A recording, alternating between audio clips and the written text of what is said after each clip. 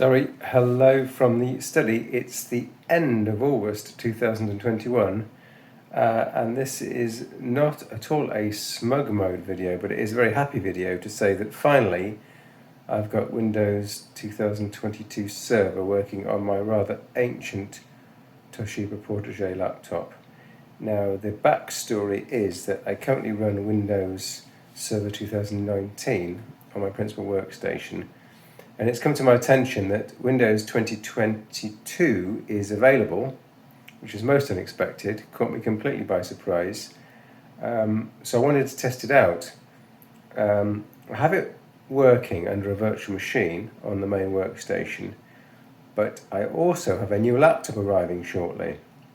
And I thought, well, before that laptop arrives, I'd like to see whether it could run on a laptop, how feasible it would be. And it's a bit of an overkill, but there is some method to the madness, and the method is kind of in summary this. Currently I run the server platform on my principal workstation, but in the future it might be that I'm away from my normal home in the UK for some time, and in that case wouldn't it be nice to be able to run the same server platform on my portable device? So that's where I'm coming from.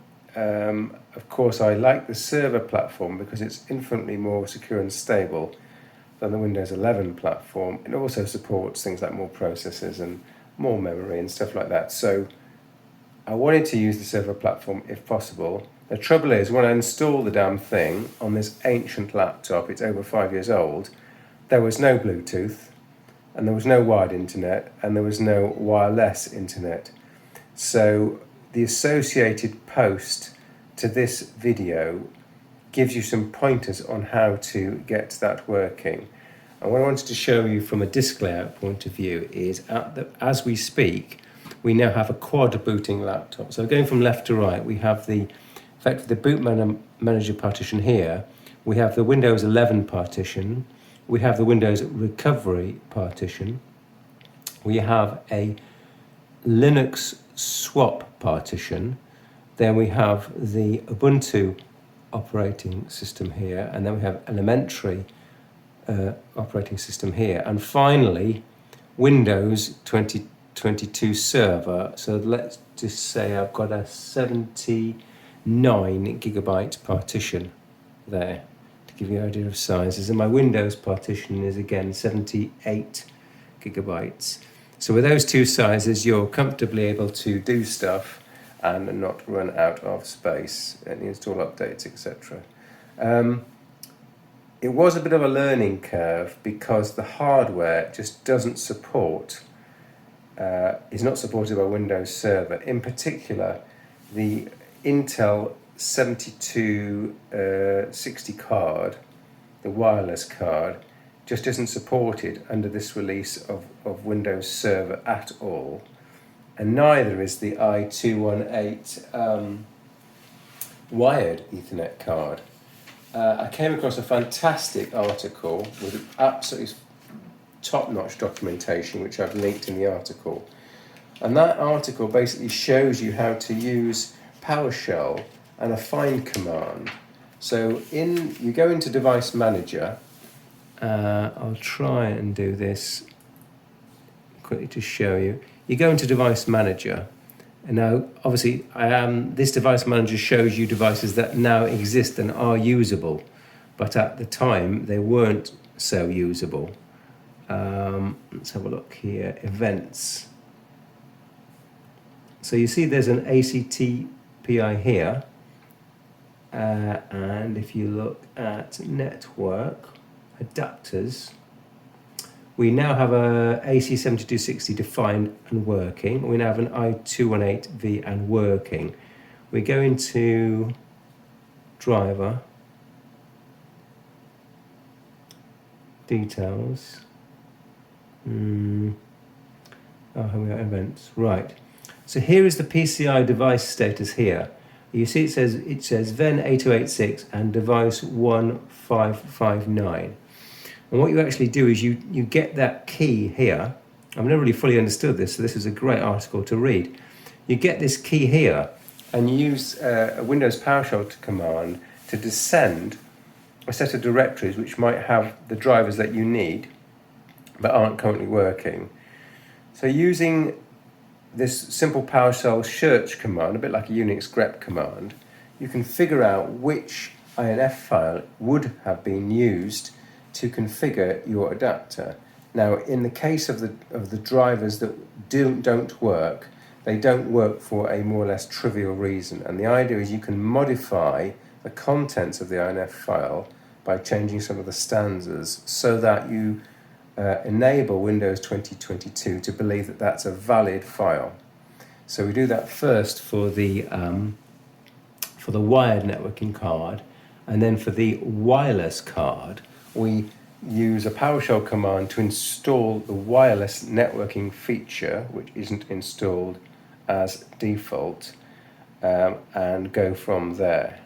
So I was able then to also actually not modify the INF file, but then once the wireless networking was started and installed, I was then able to use one of the drivers I had found to actually install correctly. And lastly, but not least, Bluetooth is also working now as well. So that again required a bit of fiddling. So now we have Bluetooth working, we have wired and wireless internet working. I'm now able to start testing this system for real. So far it's working very well. One other thing I would note is we're in Windows Server 22 now. Let's just do a restart to show you that when the system boots, if you've got more than one operating system installed, especially if you're using the Linux operating system, you'll be using the Grub 2 boot manager. Now that's written into the boot sector of the hard drive, and when you install a Linux operating system, that's fine. But as soon as you start to install a Windows operating system, Windows overwrites all of that. So once you've installed a Windows operating system after, let's say, a Linux operating system, you will not see this menu that you see in front of you. So this is the Grub menu. I'm pressing the up and down key so I can, it's a bit of an annoying delay. So here we are, we can see the first choice is elementary, the second choice is Windows Boot Manager, the third choice is Ubuntu 21.04. So if we go into the Windows Boot Manager, and there's a countdown, so I'm going to press escape. No. Stop that. Goes into Windows Boot. Right, I'm going to Windows Boot Manager and quickly say in less than 30 seconds that I've got now the two operating systems, 2022 Server and Windows 11 Professional, both under the Windows Boot Manager control. So that's quite useful. Now, when you install the Windows operating system last, as I did with 2022, it overwrites the Grub configuration. So the way to get around that and to restore the Grub menu, because otherwise what will happen is you'll just see this menu and you'll have lost your ability to boot into Linux. So to put that back, I downloaded Ubuntu 21.04 and put it onto a key using the traditional tool I use for Windows and Linux, which is Rufus, R-U-F-U-S.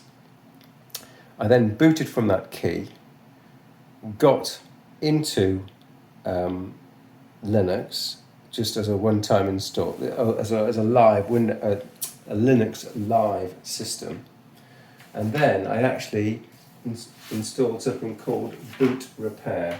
I'm just pausing while I try to remember if that is actually the right product. I think it is. It's called Boot Repair. Let's have a quick little check here.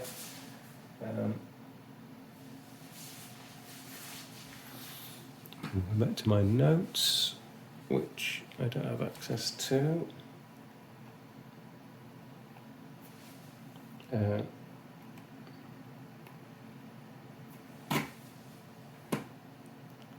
Excuse the horrendous delay, I don't want to give you the wrong program.